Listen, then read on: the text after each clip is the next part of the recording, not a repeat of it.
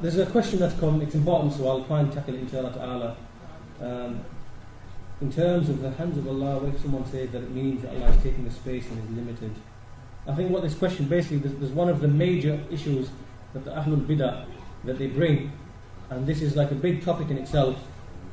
Basically they say that you can't attribute direction to Allah, because if you attribute direction to Allah, it means that you are confining Him within a space. Right? This is one of the major issues that the Ahlul Bidah, that they bring, and they use it to attack the Aqidah of the Salaf. Because we know that from the Aqidah of the Salaf is that we affirm that Allah subhanahu wa ta'ala is outside of the creation, He's outside of the creation, He's above the seven heavens, above the throne. And this is the Aqidah of the Salaf. It's established in the Quran with over 1,000 direct and indirect proofs, and it's established in the Sunnah in hundreds of ahadith, and it's established in the Athar of the Salaf in their thousands of narrations, and it's affirmed in the books of the Salaf as being the Ijma' of the Salaf. However, these Ahlul Bidah, shall I tell you where these Ahlul Bidah got this from? Let me explain to you. In the books, if we look at Greek philosophy, we find that the Greek philosophers, they had a belief in what we call a parallel universe.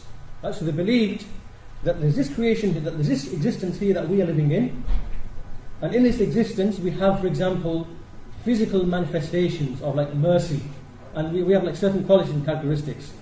But there is another universe that's parallel to this universe, but the only thing which exists is just absolute concepts and absolute ideas.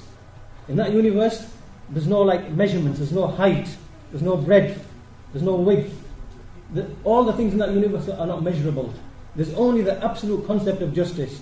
There's only the absolute concept of mercy. So meaning that everything that exists in that universe is just like absolute ideas and concepts. Whereas in this universe, we have, for example, a person is tall, a person is short, a person has certain quality, and we can physically see the representations of those qualities. This is an idea that's found in Greek philosophy. And they said that that existence there is a perfect universe. It's perfect in every single respect because it doesn't have what we have here. It's just absolute ideas and concepts.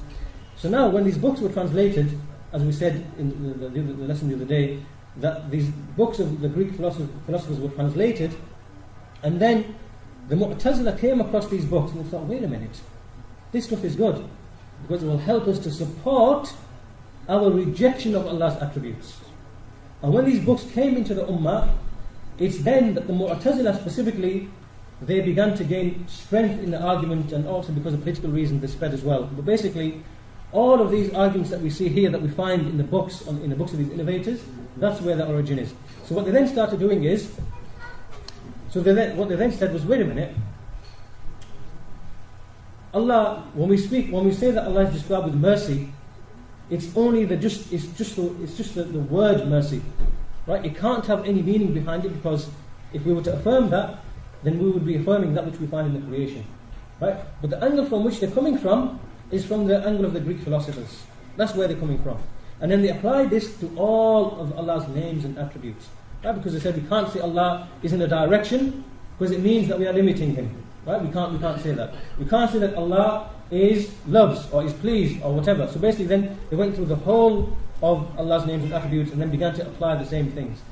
So basically this question here is, that if we say that Allah is above, it means that we are confining Him in a space and in a direction. And there are many detailed refutations of this. Basically the answer to this, in short and in brief, just for our purpose here now, is that first of all we believe that Allah is outside of the creation. Right? In existence, there is only the created and the creator. And the creator is outside of the creation. Right? So now, when we ascribe to Allah that He is above the creation, there is nothing outside of the creation. There is no other existence outside of the creation. So therefore, this thing when they say that Allah is in space and is limited, it's false. Because there is nothing beyond the creation. And above that is Allah. And Allah is not surrounded by anything else. So from this angle it is false.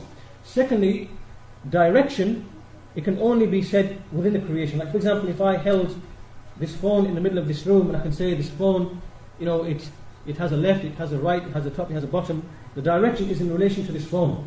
In fact, this is a proof that one of their own scholars, I believe it's Ar-Razi, he actually intellectually refutes this particular claim. So one of their own scholars, he actually refutes this claim in one of his books. So basically, direction can only apply to within the creation. As for what is outside of the creation, it no longer applies. So we can't say that Allah is confined. Allah is confined in space. And if we were to accept this belief, as Ar-Razi says, or Ibn Rushd maybe, I think it was Ibn Rushd, it would mean that Allah doesn't exist. Because if we accept this argument, it means that if Allah is confined, there must be something beyond Allah. And we will keep going to infinity and to infinity, so that such that Allah can't actually exist. If it's claimed that He is confined in space. So basically, the answer really, it's actually quite a detailed subject. But in essence, the scholars, they affirm that in the Quran, that Allah is above the heavens, above the throne. There is nothing that confines Him, and to affirm that He is above the creation doesn't mean that He is confined in space and is therefore limited in any form or fashion.